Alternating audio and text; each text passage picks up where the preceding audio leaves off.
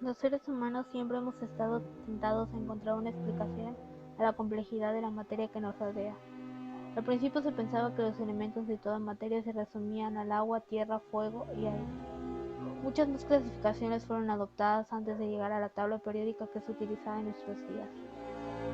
Cronología de las diferentes clasificaciones de los elementos químicos. Loewe-Reiner.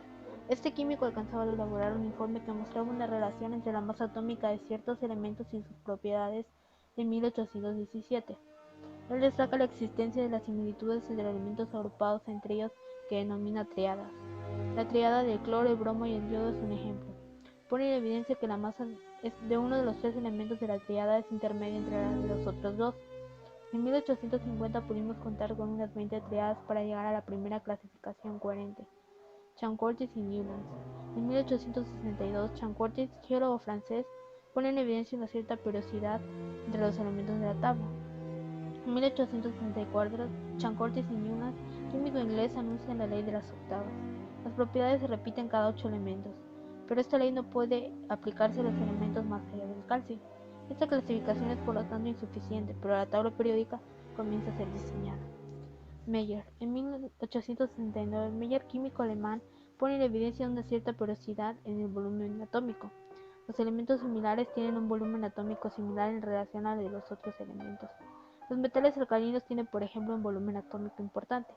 Mendeleev. En 1869, Mendeleev, químico ruso, presenta la primera versión de su tabla periódica en 1869. Esta tabla fue la primera presentación coherente de las semejanzas entre los elementos. Él se dio cuenta que los elementos se clasificaban según sus masas atómicas. Se veía aparecer una periodicidad en los que concierne a ciertas propiedades de los elementos. La primera tabla contenía 63 elementos. Esta tabla fue diseñada de manera que hiciera aparecer la periodicidad de los elementos. De esta manera los elementos son clasificados verticalmente. Las agrupaciones horizontales se suceden presentando los elementos de la misma familia. Tabla periódica moderna. La tabla de Mendeleev condujo a la utilizada. Un grupo de la tabla periódica es una columna vertical de la tabla. Hay 18 grupos en la tabla estándar. El hecho de que la mayoría de estos grupos correspondan ciertamente a una serie química no es fruto del azar. La tabla ha sido inventada para organizar las series químicas conocidas dentro de un esquema coherente. La distribución de los elementos en la tabla periódica proviene del hecho de que los elementos de un mismo grupo poseen la misma configuración electrónica en su capa más externa.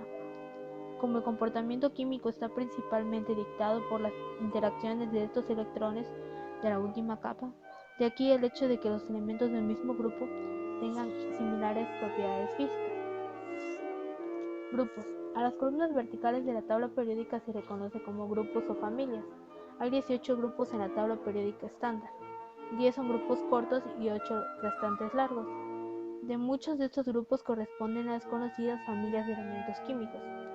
La tabla se ideó para ordenar estas familias de una forma coherente y fácil de ver. Periodos. Las filas horizontales de la tabla periódica son llamadas periodos. El número de niveles energéticos de un átomo determina el periodo al que pertenece. Cada nivel está dividido en distintos subniveles que conforme aumenta su número atómico se van llenando en ese orden. Bloques. La tabla periódica se puede también dividir en bloques de los elementos según el orbital que estén ocupando los electrones más externos, de acuerdo al principio de Aufbau.